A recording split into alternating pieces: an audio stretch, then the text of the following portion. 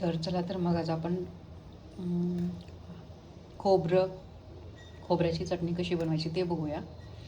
तर मी आज नीर डोसा बनवणार आहे, इन्स्टंट ते पण. तर त्यासाठी आपल्याला चटणी लागणार आहे. तर आज मी ओल्या खोबऱ्याची चटणी बनवते.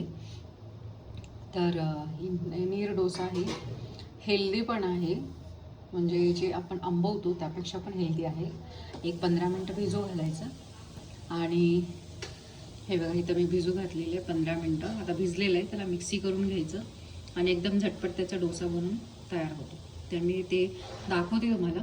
त्याआधी आपण इकडे चटणी बनवून घेऊया. ओके, चटणीसाठी लागणार आहे आपल्याला ओलं खोबरं, थोडंसं डाळे आणि 2 चमचा दही लागणार आहे. इथं कोथिंबीर घेतलं आहे, मिरची घेतलं आहे, कढीपत्ता घेतला आहे आणि इथे अद्रक लसणाची पेस्ट आहे, तर थोडीशी ते पण लागणार आहे. चला तर मग आपण आता मिक्स करून घेऊया. ओके, 1-2 चमचे दही लागणार आहे. ओके, यामध्ये आपण आता घालूया कोथिंबीर आणि मिरची घालायची आपल्याला. ओके, 3 ते 4 घ्यायच्या मिरच्या. जसं आपल्याला तिखट हवं आहे चटणी तसं करून घ्यायचं. तर मी मीडियम स्पायसी करते.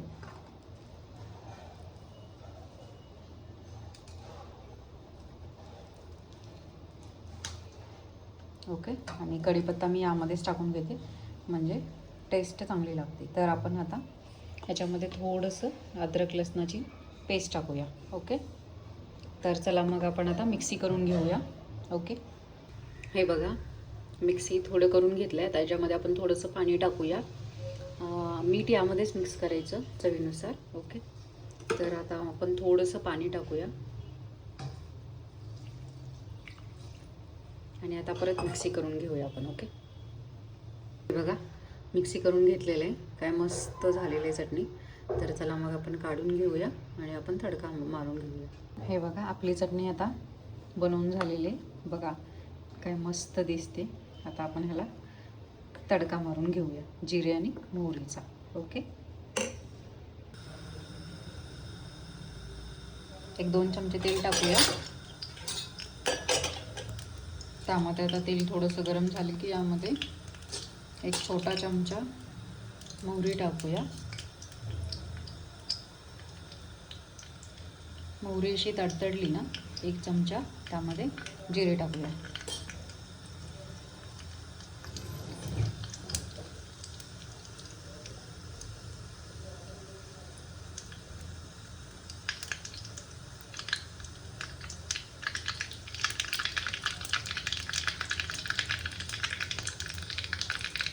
आता झालेलं आहे, आपण ह्याच्यामध्ये हे करून घेऊया, तडका म्हणून. ओके, हे बघा मस्त झालेलं आहे. तर बघा काय मस्त दिसते चटणी. तर आपण आता चटणी तयार आहे आपली. तर आपण आता डोसा पण बनवून घेऊया. ओके, डोशाचं पीठ आता आपल्याला मिक्सीमधून काढायचं आणि डायरेक्ट डोसा बनवू शकतो. तर ते कसं बनवायचं ते पण दाखवेल. हे बघा आपण आता मिक्सी करून घेतलेले. हे बघा पीठ असं मऊ मऊ हे करायचं एकदम सॉफ्ट. तर आपण आता मिक्सी करून घेतलेले पीठ एकदम. तर आपण आता हे कसं नीर डोसा बनवायचा ते दाखवते मी. ओके, आपण ह्याच्यामध्ये काढून घेऊया आता.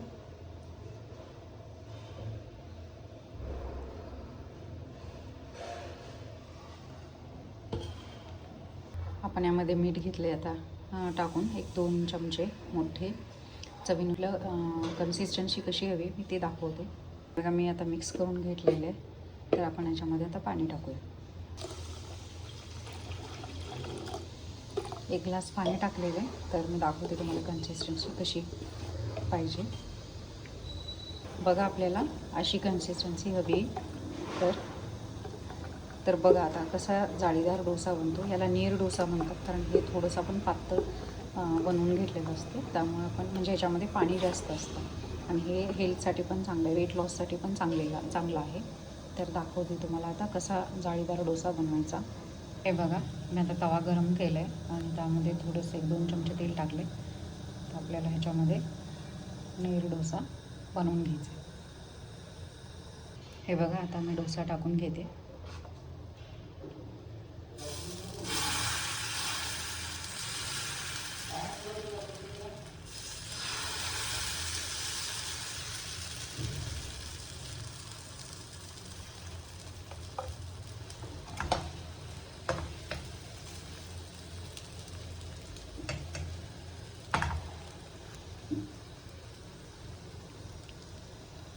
हे बघा, आता कसा जाळीदार डोसा बनतो.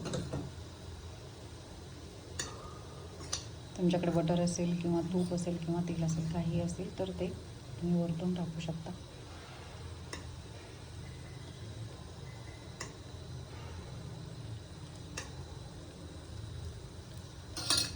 बघा आता कसा डोसा तयार, एकदम जाळीदार.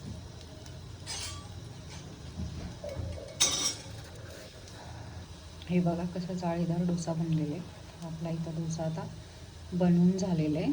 तर आपण आता ह्याला काढून घेऊया. बघा काय मस्त डोसा झालेला आहे, एकदम मस्त.